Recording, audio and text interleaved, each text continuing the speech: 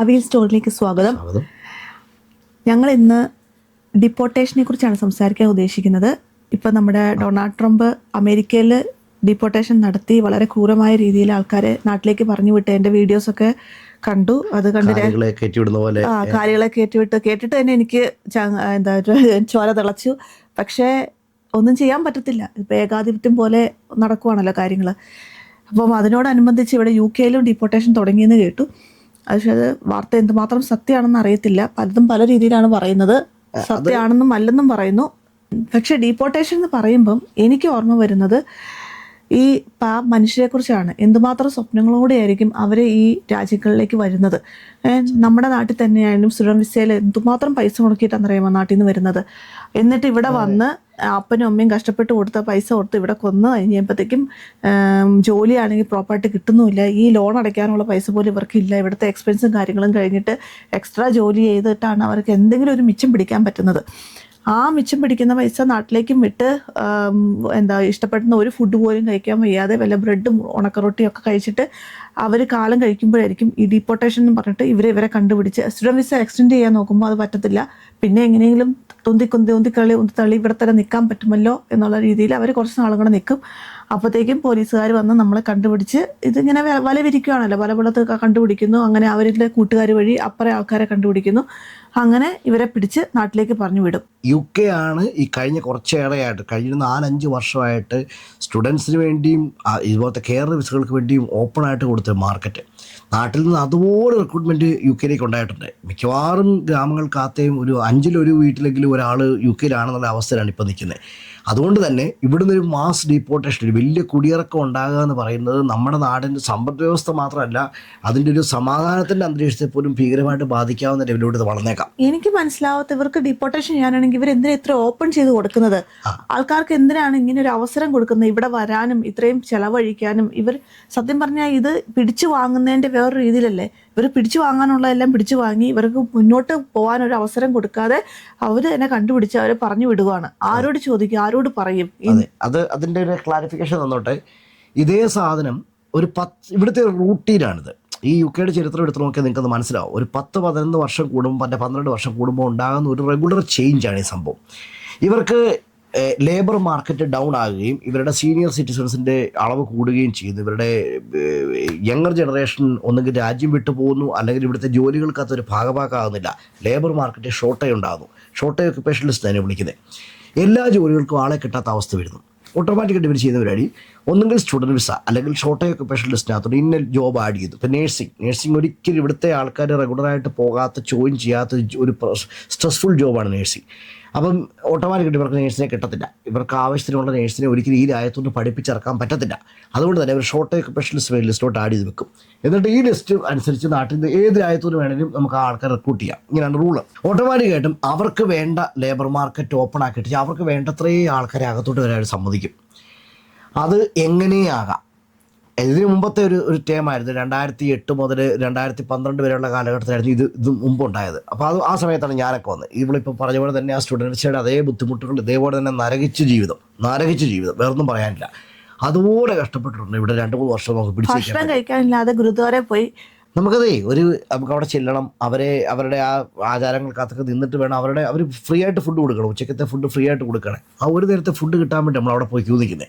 കാരണം അത് ഉണ്ടാക്കാൻ അവിടെ പൈസയില്ല. നമുക്ക് അത് വാങ്ങിക്കാനുള്ള പൈസ നമ്മുടെ ഇല്ല. ആകെയുള്ളത് വീട്ടിലുള്ള 10-12 പേര് ഞങ്ങൾ കിടക്കുവാണ്. അതിനകത്ത് ആകെ ഞങ്ങൾക്ക് 2-3 പേർക്ക് ജോലിയുള്ളൂ. അവർ ഞങ്ങളുടെ എല്ലാവരുടെ കാര്യം നോക്കാൻ അവരെ കൊണ്ട് പറ്റത്തില്ല.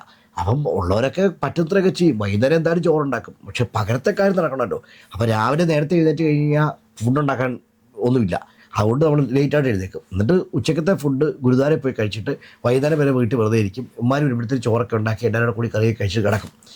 ജോലികൾക്ക് അപേക്ഷ ഒട്ടിക്കുന്നു, ജോലി കിട്ടത്തില്ല. ഇവർക്ക് ഒരു മാർക്കറ്റ് ക്ലോസ് ചെയ്യുമ്പം ഇവരെപ്പോഴും അതുവരെ ഉണ്ടായിരിക്കുന്ന നിയമങ്ങൾ പതുക്കെ ചേഞ്ച് ആക്കി തുടങ്ങും. ഒരു 2022 മുതൽ ഈ നിയമങ്ങൾ ചേഞ്ച് ആയി തുടങ്ങിയായിരുന്നു. ഡിഗ്രിക്കുള്ള ആൾക്കാരെ മാത്രം ഇങ്ങോട്ട് കൊണ്ടുവന്നാൽ മതി, PSW ഉള്ള ആൾക്കാരെ ഇനി മുതൽ ഇന്ന ആൾക്കാരെ PSW ഇല്ല, ഇനി PSW കാണേണ്ട ആൾക്കാർക്ക് ഫാമിലിയെ കൊണ്ടുവരാൻ പറ്റത്തില്ല, സ്പൗസ് വിസ ഇല്ല, പിന്നെ ഇനി ലേബർ മാർക്കറ്റിനകത്താണ് തന്നെ ആദ്യമേ ആർക്ക് വേണം വരാം, എത്ര പൈസ കുറഞ്ഞാലും കുഴപ്പമില്ല, ഒരു സർട്ടിഫിക്കറ്റ് സ്പോൺസർഷിപ്പ് കിട്ടിയാൽ മതി അതിനോട്ട് കൊണ്ടുവരാൻ വേണ്ടി. അങ്ങനെയാണ് ആൾ ഇത്രയും ഓടിക്കയറുന്നത് ഇങ്ങോട്ട്. പക്ഷേ ഫ്രീ വിസയായിരുന്നത്, നാട്ടുകാരെ ഏജൻറ്റുകൾ പൈസ വാങ്ങിക്കുന്നത് നമ്മുടെ പ്രശ്നമല്ല, പക്ഷേ ഫ്രീ വിസയായിരുന്നത്. അങ്ങനെ വരാമായിരുന്നു. പിന്നെ അത് പറഞ്ഞു 30,000 പെർ അനം വേണം, ഒരു വർഷം 30,000 പൗണ്ട് എടുത്ത ആനുവൽ സാലറി വേണം, ഇല്ലെങ്കിൽ വിസ കിട്ടുകയെന്ന് പറഞ്ഞു. പിന്നെ ഇത് 38,000 പൗണ്ടായി മാറി. റൂളുകൾ മാറി വന്നു. അതിനർത്ഥം അവർ നാരോ ഡൗൺ ചെയ്യുകയാണ്, ഇങ്ങനെ ക്ലോസ് ചെയ്ത് കൊണ്ടുവരുവാണ്. നമുക്കറിയാം ഒരു ദിവസം ഇത് ക്ലോസ് ആവുന്നത്, കംപ്ലീറ്റ് ആയിട്ട് ക്ലോസ് ആവും. അതങ്ങനെയായിരുന്നു. 2014 തോന്നുന്നു ഞങ്ങളുടെ സമയത്ത് ക്ലോസ് ആയത്. 2012 കെയർ വിസ എടുത്ത് കളഞ്ഞ് 2014 ഈ ഡിപ്പോർട്ടേഷൻ ആരംഭിച്ചു. അന്നത്തെ ഡിപ്പോർട്ടേഷൻ്റെ മെത്തേഡ് ഇതാണ്: ഡിറ്റൻഷൻ സെൻറ്ററിലോട്ട് കൊണ്ടുപോയി അവിടെ ഇടുന്നു. അവിടുന്ന് കുറച്ച് പേപ്പർ വർക്കും കാര്യങ്ങളെല്ലാം ചെയ്യാനുണ്ട്. ഇന്ത്യൻ ഗവൺമെൻറ്റുമായിട്ട് ധാരണ എത്ര, നമ്മൾ മാത്രമല്ല, ഇഷ്ടംപോലെ ഉണ്ട്. നേപ്പാളീസ് ഉണ്ട്, ഫിലിപ്പീൻസ് ഉണ്ട്, പിന്നെ നമ്മുടെ നാട്ടിൽ ഇഷ്ടം. നമ്മുടെ ഫ്രണ്ട്സ് ഒക്കെ പോയത് 2015 പോയത് 15. ഞങ്ങളുടെ എൻ്റെ ബാച്ച്മേറ്റ്സ് ആണ്, ഇവിടെ വന്നപ്പോൾ എൻ്റെ ബാച്ച്മേറ്റ്സ് ആണ് അവരൊക്കെ ഇതുപോലെ ഡിപ്പോർട്ട് ചെയ്യപ്പെട്ട് നാട്ടിൽ പോയിട്ട് എന്ത് ചെയ്യാൻ പറ്റും? അവരെന്തൊരു കയറ്റി വിടും.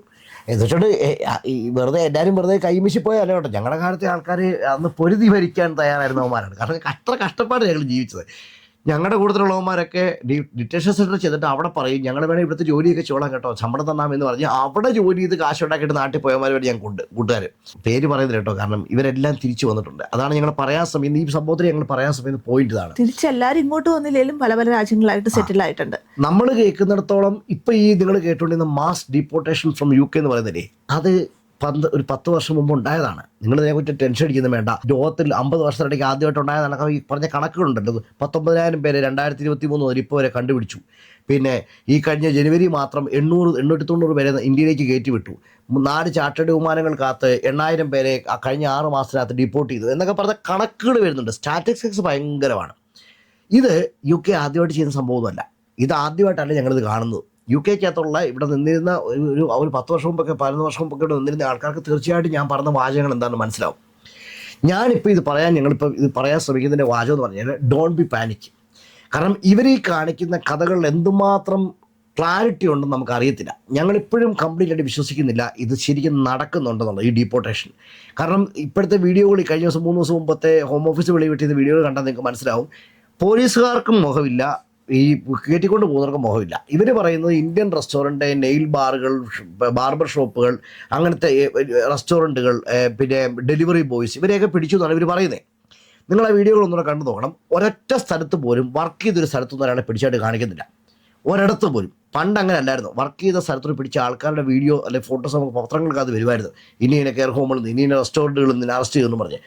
അങ്ങനത്തെ ഒരു ന്യൂസ് പോലും വന്നിട്ടില്ല. അതുപോലെ ഒരു ഫ്രണ്ട്സ് പോലും അങ്ങനെ പറയുന്നുമില്ല. ഇപ്പം ഇത്രയും ഒരു ഫ്രണ്ട്സ് ഉണ്ട്, അതെ, ഇത്രയും UK മുഴുവൻ ഫ്രണ്ട്സ് ഉണ്ട്. ഒരാൾ പോലും പറഞ്ഞു അവന്മാരുടെ കെയർ ഹോമിനകത്ത് അല്ലെങ്കിൽ അവരുടെ റെസ്റ്റോറൻറ്റിനകത്ത് റൈഡ് ഉണ്ടായിട്ട് ഇത്ര പേരെ പിടിച്ചോണ്ട് പോയെന്ന് പറഞ്ഞ് കാണുന്നില്ല. അവിടെ ഇവിടെയൊക്കെ ഒറ്റയും പറ്റാത്ത റൈഡുകൾ ഉണ്ടാകുന്നുണ്ട്, ഇല്ലെന്നല്ല പറഞ്ഞത്. അത് പക്ഷേ എന്തും ഉണ്ടായിരുന്നു, എല്ലാ കാലത്തും ഉണ്ടായിരുന്നു. വിസ സ്റ്റാറ്റസ് ചെക്ക് ചെയ്യാനും അവേഴ്സ് വർക്ക് ചെയ്ത് ചെക്ക് ചെയ്യാനും ഒക്കെ സ്റ്റുഡൻസിൻ്റെ കാലത്തൊക്കെ എന്നും ഉണ്ടായിട്ടുണ്ട് ആ ചെക്കുകൾ. പക്ഷേ ഈ മാസ് ഡിപ്പോർട്ടേഷൻ്റെ ഭാഗമായിട്ടുള്ള എല്ലാ ദിവസവും ഒരു മാസം ഞങ്ങൾ 5000 സ്ഥലം ചെക്ക് ചെയ്യുന്നൊക്കെ പറയുന്ന ലെവലുള്ള ചെക്കൊന്നും ഞങ്ങൾ കാണുന്നില്ല ഒരിടത്തും. Something is wrong. ഇനി ഒറിജിനലായിട്ട് ഇനി ഡിപ്പോർട്ട് ചെയ്യപ്പെടുകയാണെന്ന് വെച്ചു, അതായത് ഇവിടെ ഡിപ്പോർട്ട് ചെയ്യപ്പെടുന്ന ആരായിരിക്കും? ഇപ്പം ഇല്ലീഗലായിട്ട് ഇവിടെ നിൽക്കുന്ന സ്റ്റുഡൻസ്, PSW കിട്ടിയില്ല, അല്ലെങ്കിൽ കോഴ്സ് പാസ്സാകാൻ പറ്റിയില്ല, അല്ലെങ്കിൽ കോഴ്സ് പാസ്സായി അടുത്ത കോഴ്സ് എടുക്കാൻ പറ്റത്തില്ല, നിയമം മാറി. പിന്നെ ഇവിടെ നേരത്തെ വന്നപ്പോഴത്തേനും ഭാര്യയും കുട്ടികളും ഉണ്ടായിരുന്നു. പക്ഷേ ഇപ്പം പുതിയ വിസയിലോട്ട് മാറിക്കഴിഞ്ഞപ്പോൾ ഭാര്യയും കുട്ടികളെ കൂടെ നിർത്താനുള്ള വിസ ഇല്ല, അല്ലെ അതിനുള്ള അവസ്ഥ പറ്റുന്നില്ല. പക്ഷെ അപ്പോൾ ഭാര്യയും കുട്ടികളും നിൽക്കുന്ന ഇല്ലീഗലായിട്ടാണ്.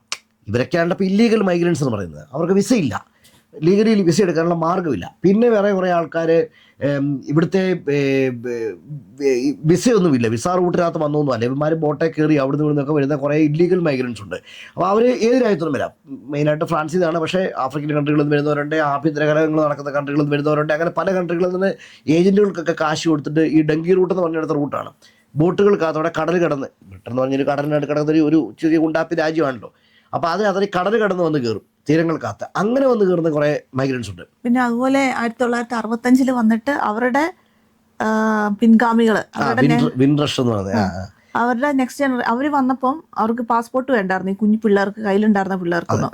ആ പിള്ളേരൊക്കെ വലുതായി, ഇപ്പം അവർക്ക് ഇപ്പോഴും പാസ്പോർട്ട് ഇല്ല. ചെന്ന് പാസ്പോർട്ടിന് അപ്ലൈ ചെയ്യുമ്പോൾ അല്ലെങ്കിൽ വിസയ്ക്ക് അപ്ലൈ ചെയ്യുമ്പോൾ പറയണത് നിങ്ങൾ ഏത് വിസയിലും ഇവിടെ വന്നേ തിരിച്ചു പൊക്കോളാനാണ്. അന്നത്തെ കാലത്തെ അസൈലമാണത്. അന്നത്തെ കാലത്തെ അവരെ ഇങ്ങോട്ട് 50,000 പേരെ കണ്ട് അന്ന് ഇൻടേക്കിന് സമ്മതിച്ചു അവര്, ഒരു രേഖകളും ഇല്ലാതെ. അത് അഭയം കൊടുത്താണ്. അപ്പൊ അഭയം കൊടുക്കാന്ന് പറഞ്ഞാൽ കുറച്ച് കഴിയുമ്പോൾ ഇവിടെ പൗരത്വം സ്വീകരിച്ച് നിൽക്കണം എന്നാണ് വെപ്പ്. പക്ഷെ അന്ന് ആ ഒരു പർട്ടിക്കുലർ ടൈമിലുണ്ടായ ആ ഒരു അസൈലം ഒരു കുത്തൊഴുക്കുണ്ടായിരുന്നു. അവർക്ക് മാത്രം കാര്യമായ പരിഗണന കിട്ടിയില്ല. അവർക്ക് പിന്നെ ഇവിടെ ചോദ്യം പറഞ്ഞു, ഇവിടെ ഗൾഫിലെ പോലെ ആരും വഴി തടഞ്ഞു നിർത്തി പാസ്പോർട്ട് ചോദിക്കുന്നൊന്നുമില്ല. അതുകൊണ്ട് ആ തലമുറ ജീവിച്ചു, മരിച്ചു, കഴിഞ്ഞു പോയി. അതിൻ്റെ അടുത്ത തലമുറ ജനിച്ചു, ഏതാണ്ട് മരിക്കാറായി. അതിൻ്റെ അടുത്ത തലമുറയാണ് ഈ പ്രശ്നം ഫേസ് ചെയ്തുകൊണ്ടിരിക്കും. ഡീപ്പോർട്ടേഷൻ.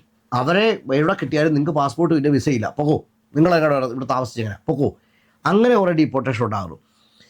നമ്മളിതിനകത്ത് ക്രിമിനൽ സൈഡ് വേണ്ടെന്നല്ല പറഞ്ഞത് കേട്ടോ. ക്രിമിനൽ സൈഡ് തീർച്ചയായിട്ടും ഉണ്ട്. ഒത്തിരി ക്രിമിനലുകളായിട്ടുള്ള ആൾക്കാരെ ഇവിടുന്ന് പുറത്താക്കുന്നത്. കാരണം ഇവിടുത്തെ ജയിലിൽ ഇവനൊക്കെ ബീഫും ചിക്കനും വാങ്ങിച്ചു കൊടുത്തിട്ട് ഇവനെ കഴിപ്പിച്ചിട്ട് ജനങ്ങളുടെ ടാക്സ് പണിയും കൊണ്ട് ഇവരെ തീറ്റിപ്പറ്റിയിട്ട് ആവശ്യം ഗവൺമെൻറ്റിനില്ല.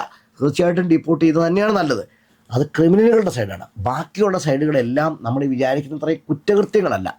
ഇതൊരു ഒരു കുറ്റകൃത്യമല്ല, നിയമവിരുദ്ധമാണ്. കുടിയേറ്റം നിയമവിരുദ്ധമാണ്. ഇല്ലെന്ന് പറഞ്ഞത് ഇല്ലീഗൽ കുടിയേറ്റം എന്ന് പറഞ്ഞാൽ നിയമവിരുദ്ധമാണ്. പക്ഷെ അതൊരു കുറ്റകൃത്യമല്ല. ഞാൻ പറഞ്ഞതിനകത്ത് ഡിഫറൻസ് മനസ്സിലാകുമെന്ന് വിചാരിക്കുന്നത്. എനിവേ, അപ്പം നമ്മുടെ നാട്ടിലോട്ട് ഇപ്പോൾ തിരിച്ചു വരികയാണെങ്കിൽ ഈ ആഫ്രിക്കൻസിനെയും മറ്റുള്ള രാജ്യങ്ങളിലെ ആൾക്കാരെയൊക്കെ വിട്ടേര്, അത് അവരുടെ രാജ്യങ്ങളിൽ രീതി തോന്നുന്നു എന്താ ചെയ്യേണ്ടതെന്നുള്ളത്.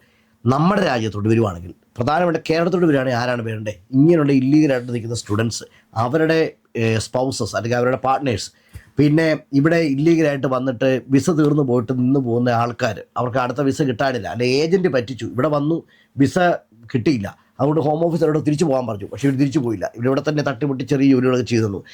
ഒന്നുകിൽ ഏജൻറ്റിനെ പറ്റിക്കപ്പെട്ട ആൾക്കാർ, അല്ലെങ്കിൽ ഇവിടുത്തെ ജോലി എന്തെങ്കിലും അസുഖ സംബന്ധമായിട്ട് അങ്ങനത്തെ എന്തെങ്കിലും സാഹചര്യങ്ങൾ കൊണ്ട് ജോലി നഷ്ടപ്പെട്ട ആൾക്കാർ, ഇവരൊക്കെ വർക്ക് ചെയ്യുന്ന ഇവിടെ. ഇവർക്കൊക്കെ വർക്ക് ചെയ്യാനായിട്ട് ആരും ഇവിടെ പേപ്പർ വർക്ക് ഇല്ലാത്ത ആൾക്കാർക്ക് വർക്ക് ചെയ്യാൻ വേണ്ടി വേറെ സ്ഥാപനങ്ങൾ തുറന്നു വെച്ചിട്ടൊന്നുമില്ല. അവർ വർക്ക് ചെയ്ത് ഇതുപോലത്തെ ഇന്ത്യൻ റെസ്റ്റോറൻറ്റുകൾ കാണും, അല്ലെങ്കിൽ കാർ വാഷ് സെൻ്ററുകൾ കാണും. ഇവരൊക്കെയാണ് നമ്മുടെ അടുത്ത് തിരിച്ചു വരേണ്ട ആൾക്കാർ. ഇവർ തിരിച്ചു വരുന്നതുകൊണ്ട് നമ്മുടെ രാജ്യത്ത് തന്നെ ഇവിടെ കൊലാരമ്പ് നടക്കും, ഒന്നും നടക്കാൻ പോകുന്നില്ല. ഈ പറഞ്ഞ ആൾക്കാർ ചിലപ്പോൾ ഒരുപക്ഷെ നിങ്ങളുടെ കസിൻസ് ആകാം, നിങ്ങളുടെ അനിയനാകാം, ചേട്ടനാകാം, നിങ്ങളുടെ മക്കളാകാം. ഞങ്ങൾ പറയാൻ ശ്രമിക്കുന്ന ഒറ്റ വാചകമേ ഉള്ളൂ: ദയവ് ചെയ്ത് അവരെ അള്ളിക്കീറി നശിപ്പിക്കരുത്. അവരവരുടെ കഴിവിൻ്റെ പരമാവധിയോടെ പിടിച്ചിരിക്കാതെ കൂട്ട് അവർ തിരിച്ചു വരുന്നത്. തിരിച്ചു വരികയാണെങ്കിലത്തെ കാര്യം മാത്രമാണ് പറയുന്നത്. നിങ്ങളിത് മാത്രം ഓർക്കുക. ഞാൻ ഇതിന് മുമ്പത്തെ ഒരു ഡീപ്പോർട്ടേഷൻ കണ്ട മനുഷ്യനാണ് ഞാൻ. ആ ഡീപ്പോർട്ടേഷൻ്റെ കാലത്ത് ഇവിടുന്ന് പോയവർ മുഴുവൻ ഈ കേരള വിസ ഓപ്പൺ ആയപ്പോൾ വീണ്ടും തിരിച്ചു വന്ന്, അല്ലാതെ അവരുടെ ആരുടെയും ജീവിതം അവസാനിച്ചൊന്നുമില്ല. അവരൊക്കെ ഇവിടെ തിരിച്ചു വന്നില്ലെങ്കിലും അവിടെ പല രാജ്യങ്ങളിലും വന്നവരുണ്ട്, അല്ലാത്തവര് പല രാജ്യങ്ങളിലും പോയി കുടുംബമായിട്ട് സെറ്റിലായിട്ട് ഹാപ്പിയായിട്ട് ജീവിക്കുന്നു. കാരണം അതൊരു വലിയ എക്സ്പോഷർ അവർക്ക് കിട്ടിയേ. UK-ക്കകത്തെ ജീവിതം വലിയൊരു എക്സ്പോഷർ ആയിരുന്നു. സ്ട്രഗിൾ ചെയ്യാൻ പഠിച്ചു, ജീവിക്കാൻ പഠിച്ചു, തിരിച്ചുപോയി.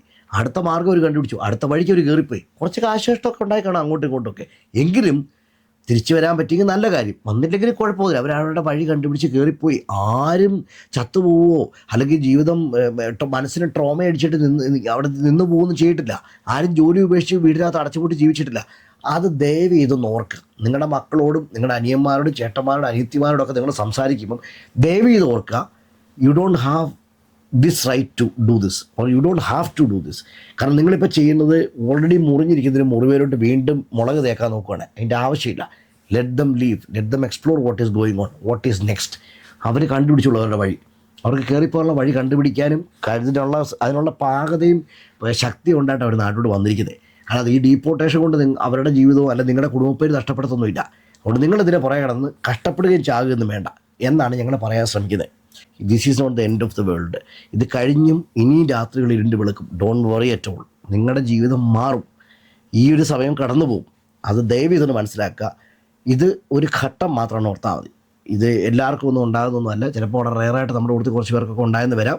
അവരോട് കുറച്ചുകൂടെ അനുഭാവപൂർവ്വം പെരുമാറുക. അവർ പൊരുതി തോറ്റുപോയ ആൾക്കാരാണ്, അല്ലാതെ അവർ ചത്തുപോയിട്ടൊന്നുമില്ല.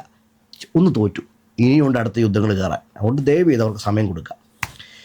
അപ്പം ഇതാണ് മാസ് ഡീപ്പോർട്ടേഷൻ ഫ്രം UK എന്നുള്ളതിനെക്കുറിച്ച് ഞങ്ങളുടെ ഭാഗത്തുനിന്ന് ഞങ്ങൾ പറയുന്ന ഒരു സംതിങ് 15+ ഇയേഴ്സിലുള്ള എക്സ്പീരിയൻസ് കൊണ്ട് ഞങ്ങൾ പറയുന്ന ഞങ്ങളുടെ എക്സ്പീരിയൻസ്. ഓക്കെ, നിങ്ങൾക്ക് ഡൗട്ടുകളോ അല്ലെങ്കിൽ എന്തെങ്കിലും നിങ്ങൾക്ക് കൂടുതൽ നിങ്ങളുടെ എന്തെങ്കിലും കാര്യങ്ങൾ ചോദിക്കാനോ ഉണ്ടെങ്കിൽ കമൻറ്റുകൾ ചോദിക്കുക.